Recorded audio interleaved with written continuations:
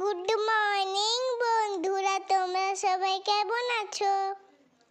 নুপুরের রান্নার গল্পতে সবাইকে স্বাগত জানিয়ে আমি আজ আবারও চলে এসেছি নতুন এক রেসিপি নিয়ে। শীত মানেই পিঠে পুলি, তাই আজ আমি বানাবো পুলি পিঠে। এখানে আমি পুলি পিঠে বানানোর জন্য যা যা উপকরণ লাগবে নিয়েছি। চালের গুঁড়ি নিয়েছি, এখানে নারকেল একটা আমি গোটা কুড়িয়ে নিয়েছি, এখানে নিয়েছি খেজুরের গুড়। এপাশে আমি জল বসিয়ে নিয়েছি, এই বাটির 2 বাটি জল নিয়েছি।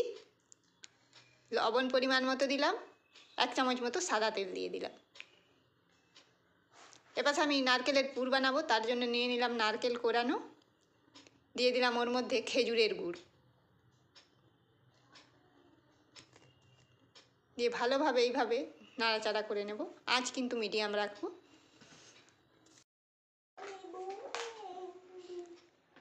জল ভালোভাবে ফুটে এসছে, এই বাটির আমি 1 বাটি চালের গুঁড়ি দিয়ে দেবো। 1 বাটি চালের গুঁড়ি দিয়ে দিলাম, আবার অর্ধেকটা দেব, দিয়ে ভালোভাবে মিশিয়ে নেব। দিয়ে আঁচ বন্ধ করে আমি ঢাকা দিয়ে দেব 5 মিনিট মতো। এপাশে নারকেলের পুরের মধ্যে দিয়ে দিলাম 2টো এলাচ থেতো করে নিয়ে।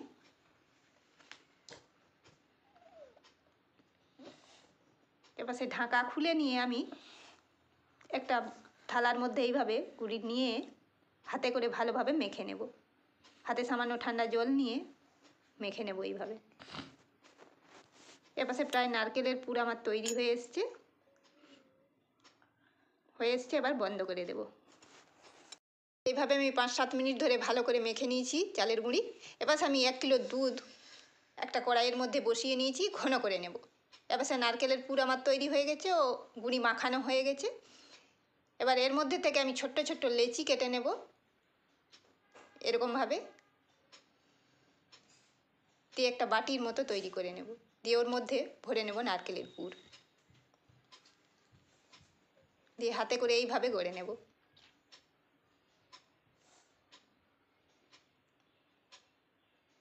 ঠিক এরকমভাবে আমি গড়ে নেব। একই রকমভাবে আমি সব কটা পিঠে তৈরি করে নেব। এরকমভাবে আমি প্রত্যেকটা পিঠেই গড়ে নেব।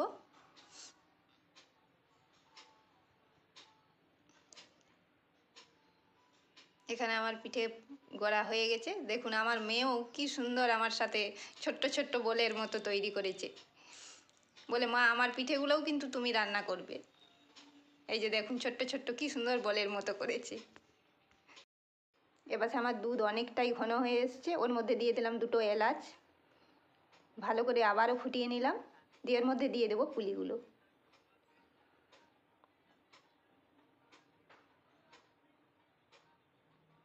দিয়ে 2 থেকে 3 মিনিট মতো আমি এইভাবে ফুটিয়ে নেব, দিয়ে আঁচ বন্ধ করে নেব। এর মধ্যে দিয়ে দেবো খেজুরের গুড়। এখানে মিষ্টি আপনারা যে যেরকমভাবে খান সেই রকম দেবেন, আমি অল্প দিলাম। আঁচ কিন্তু বন্ধ করে দেব, না তো গুড় দিয়ে দিলে দুধের মধ্যে কেটে যাওয়ার সম্ভাবনা থাকে, তাই আঁচ বন্ধ করে দিলাম আমি। এবার বন্ধ করে আমি ঠান্ডা করে নেব। তৈরি হয়ে গেছে আমার পুলি পিঠের রেসিপি। আজকের মতো এই পর্যন্ত, কালকে আবারও আসছি নতুন এক রেসিপি নিয়ে। আমার রেসিপিগুলি যদি আপনাদের ভালো লেগে থাকে চ্যানেলটিকে সাবস্ক্রাইব করবেন ও আজকের রেসিপিটি কেমন হয়েছে কমেন্টে জানাবেন। টাটা, বাই বাই বন্ধুরা, কালকে আমি আবারও আসছি। তোমরা সবাই ভালো থেকো আর আমার মায়ের চ্যানেলটিকে সাবস্ক্রাইব করো।